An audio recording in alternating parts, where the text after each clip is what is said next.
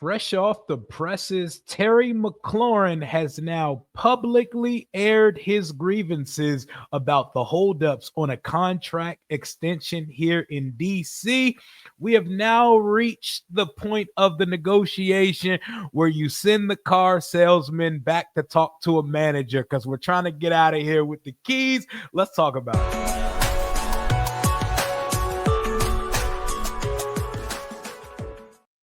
Before I speak my opinion on the matter, let's hear from the man himself, our superstar number one wide receiver, Terry McLaurin, who's stuck in a contract negotiation, cha-cha-cha, with Adam Peters and the Commanders organization. Just spoke to Chick Hernandez in some local media after his shoot with Eastern Automotive. I don't know how Eastern Motors is still pulling commercials with Commanders players, but let's hear from Terry. On you in the contract. Yeah. So many different things swirling around. Are you happy, not happy? What's going on? Yeah, I've been pretty frustrated. I'm not going to lie. Everything that has transpired up to this point has been disappointing and frustrating. I wanted to continue my career here. I've created my life here. My wife and I have bought our first home here. So this has been somewhere where I've always wanted to be. And, just to see how things have played out has been disappointing. Obviously, I understand everything's a business, but at the same time, I want to put myself in a position where, I'm valued and, I feel appreciated and things like that. And, unfortunately, that hasn't transpired the way I wanted to. So, I'm just trying to take things day by day. And at the beginning of this process, I honestly just wanted to, for things to work out. And, I thought things were going to kind of be more progressive than they have, so at this point it's kind of just up in the air. All right, we just heard from Terry for the first time, and let me tell you how this playbook works. We are in crunch time. Training camp veterans report in 6 days. Rookies report in a couple days, meaning we are at the 2-minute warning of this hold-off. Of this standoff. We are at the 2-minute warning of the standoff right now. Somebody has to cave. You know how negotiations go.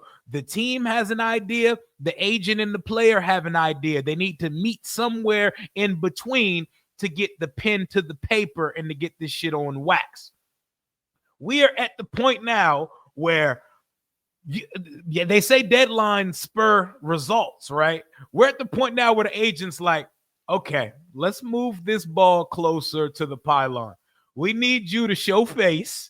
We need you to publicly air grievances, and you need to speak your side of the matter. Speak your truth. You need to come to them as a man, but publicly. Let's get some national beat reporters on it. Let's make this a conversation, and let's put some pressure on these guys. And the most interesting comments weren't even said in this video. The most interesting comments come right here. Give me 1 second. Jordan Schultz reported it. Mr. Starbucks man. Look at this clip right here from the interview. Crunch time. Obviously you want to be in a position where you're building to what we did last year, and Jaden and I continue to build along with the offense. And that was the thing. Like before I took a step back, it was things were going great on the field, and the connection and the offense and the energy was just amazing. And so to see where it was then and where it's at now is definitely disappointing. So I don't necessarily know what happens next, but without any progressive discussion, it's kind of hard to see how I step on the field. So I think that is the important clip. That right there is the important clip, because multiple things happened here.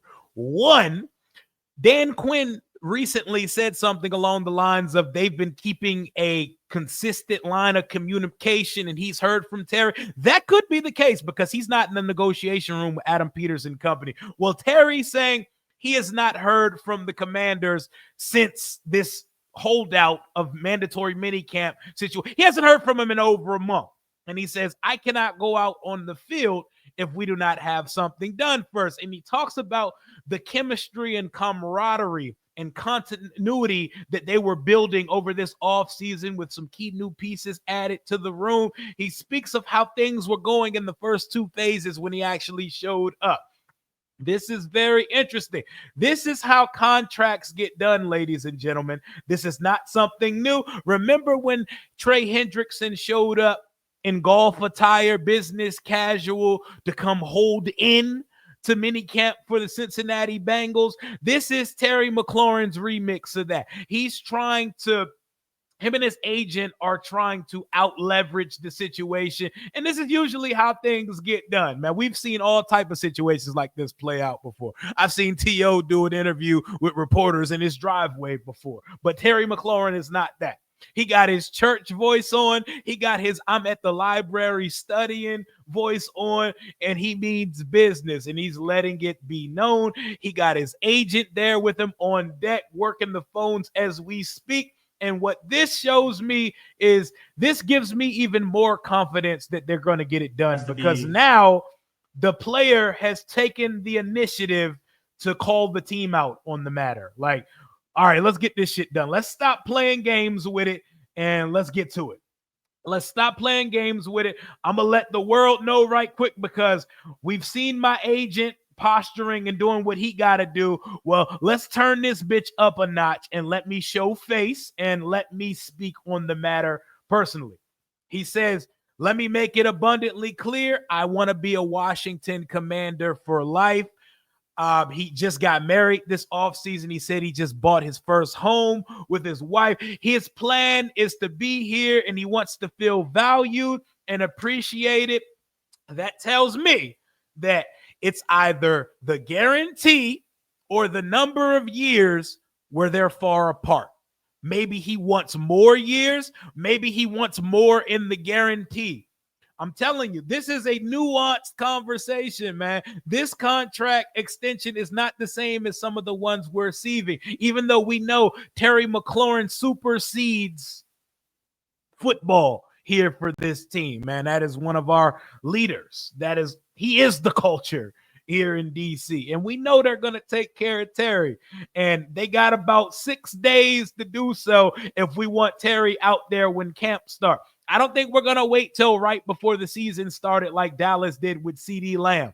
That would make a huge distraction and conversation and a cloud looming over the team during training camp that I think they would want to avoid. You want Jaden going into a pivotal year 2, not just your typical year 2. We're talking about year 2 on a team that can actually win the conference and compete for a championship. So you want your number one target out there with the quarterback. You got to get this done. I think this is the last minute Hail Mary attempt. They're trying to draw pass interference on the play to get this shit done. Okay, I'm done playing. I'm done with vacation. I'm done with fishing. No more Bass Pro hunting for Terry for the rest of the summer. I'm here now. I'm here. Let's get me in the building and let's put the ball across the 1 yard line and let's lock our guy up and call it a day. Simple as that. They mean business. They're letting it be known. Now, how does the team respond? I don't expect to see some type of press statement or anything in response to that. I assume the next thing we see that comes out about Terry McLaurin and the Washington Commanders will be that they are in the process of finalizing a deal. And I think we'll probably get it around the buzzer of training camp next week. So probably around Monday or Sunday of this week or next week, we'll probably be hearing about this contract finishing up. Because if it doesn't get done then the conversation shifts and the panic and revolt of the fans will turn up to another level. You know, if it's already at 100, it's going to 1,000 if they don't get something done, because everybody loves and cherishes and appreciates the efforts of one Terry McLaurin. But very interesting. Let me know in the comments what you all are thinking. I still don't think it's time to panic. If you pay attention to how these contract negotiations go league-wide, this is all commonplace. Like I said, I likened it to getting a car sale to the finish line. You know, when you play the cha-cha-cha with the used car salesman and he comes back, I can do this for you. And you say, no, but I want you to do this. And always has to go back to the manager, but ultimately you're leaving with the keys to the car and you're putting your name on that contract. I think we're going to get done in the next week or so, but this definitely is something to talk about. This is not a nothing burger, and Terry definitely sounds like he's exhausted with the process, which means he's trying to get what he's asking for. It's either the guarantee, the year numbers, whatever the holdup is in the contract.